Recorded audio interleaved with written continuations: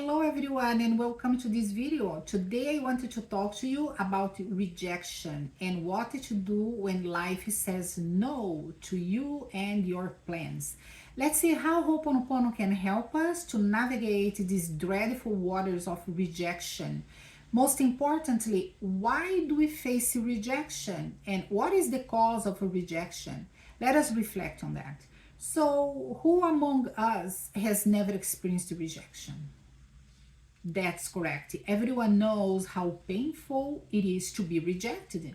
Very frequently, rejection comes with a myriad of other feelings, right? Such denial, avoidance, failure, abandonment, sadness, confusion, a sense of loss, right? So it is normal to have these feelings. And the more that we welcome and befriend these feelings, the faster we are gonna get better.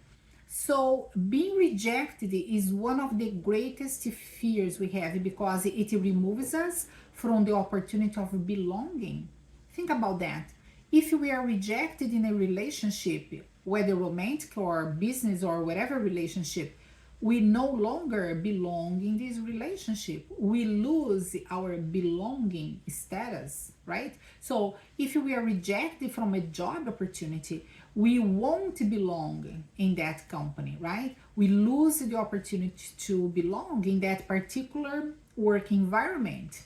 So rejection brings these feelings of not belonging or losing the belonging you already have, right? So, but rejection is part of life. Everyone experiences rejection like many times throughout life, and it is necessary to learn how to deal with that more proactively. So, how do you respond to rejection? How do you feel? Have you noticed your immediate behaviors? What happens in your body? Do you feel tense? Do you get a headache, a stomach ache? What happens to you? So when I feel rejected, my body goes into deep stress. I tend to breathe in a very shallow way. I feel denial, emotional pain, anxiety, like life is destroying my plans. What's happening? Why was I rejected from this opportunity? So I might want to eat sugar, or sometimes I don't feel hungry at all. So it is very common for us to hold our breath when something painful happens in life, whether emotional or physical. We just learned this behavior, which we tense the body, right? We hold the breath, or something bad is happening in life.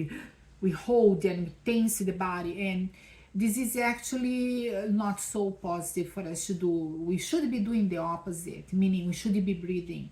If something painful happening in life, we breathe. We keep breathing, we expand the body. But not easy, right? Because we don't remember doing that. So if you are dealing with rejection, you can take a more proactive stance and you can do some Ho'oponopono to release the emotional pain and the physical discomforts. So there are three tools from the Ho'oponopono toolbox that we can use for that. It is the hot breathing, the blue solo water, and the ice blue. So the hot breathing, if you don't know about these tools, by the way, I'm gonna leave a link below for you, okay? So you can watch the videos. So the hot breathing helps us to regulate our nervous system and to arrive in a state of relaxation, right? Breathing is essential to life. We don't go living unless we breathe. We have to breathe. So the hot breathing is really good to help us to calm down. The blue solo water, it's actually also, right, it erases a lot of memories in the body, in the cellular part of the body, and it helps us to calm down as well. Remember that sometimes when we feel stressed and going through turmoil in life, we forget to drink water, which is the two basics of life, right? We don't breathe well and we don't drink water. And oxygen and water, we don't live without that, right? So sometimes when we do not drink enough water, we feel even more tired and lethargic, slow, and that only compounds the problem. So we need to remember to drink water. And blue solo water is a healing water. If you have in the house, you can use it. If you don't, you learn how to make it, and then you do later on. You can just drink regular water. So ice blue is also a tool for release emotional and physical pain. The frequency of ice blue is healing. Ice blue is very healing. So these three Ho'oponopono tools combined can help us to overcome that feeling of rejection.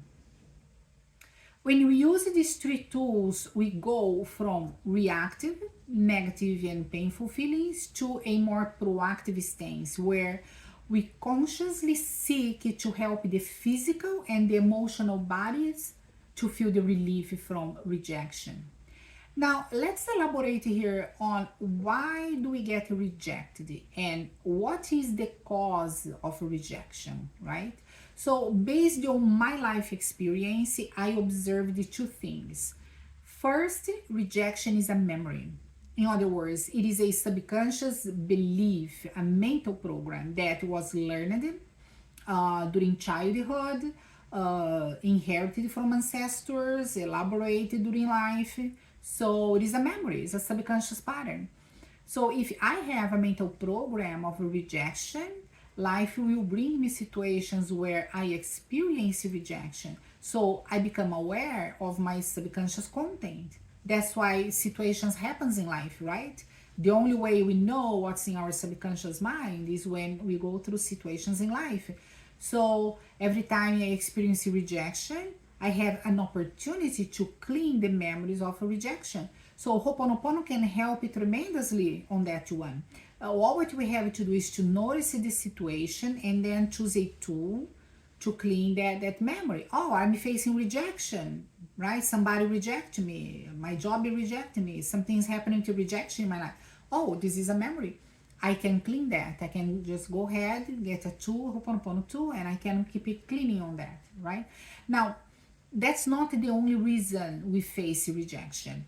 Let's see the other one. So the second thing that I observed is that nothing happens by chance. Everything happens for our benefit. So the divine power, the universe, is always working to help us to move forward in life. And sometimes this great power helps redirect us by using rejection, right? Because we want to go in this direction over here, but the divine power knows that a better path for us is over there. So it closes the door over here. We face rejection in this small little thing we want, so that the divine power can give it to us something better over there, right? So sometimes for us to get the best opportunity, we have to face rejection first.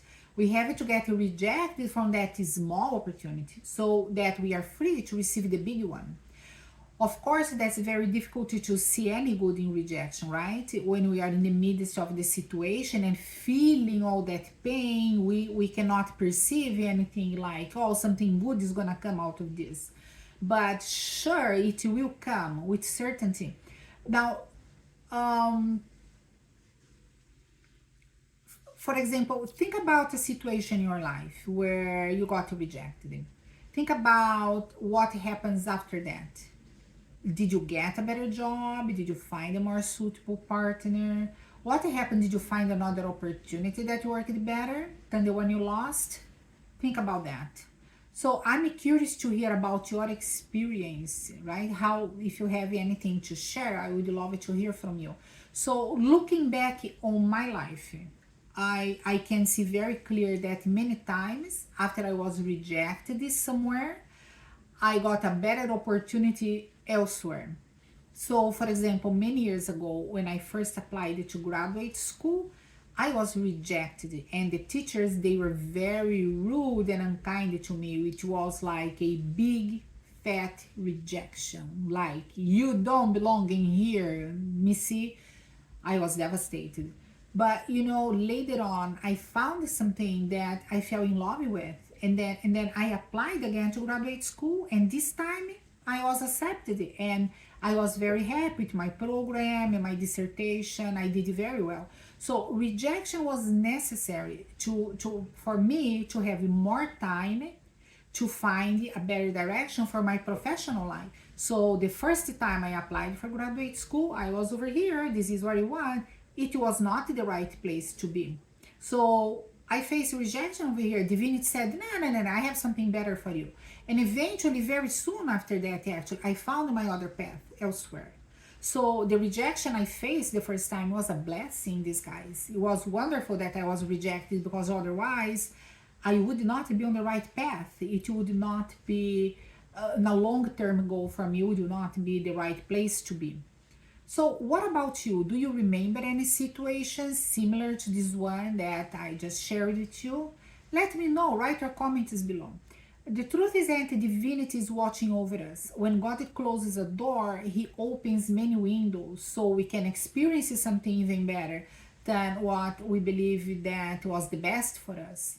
Now, the question is, how do we know if the rejection we are facing is a memory from the subconscious mind, or if it is divinity helping us and preparing a better opportunity for us, right? So which one is that? Is this a memory or this is divinity?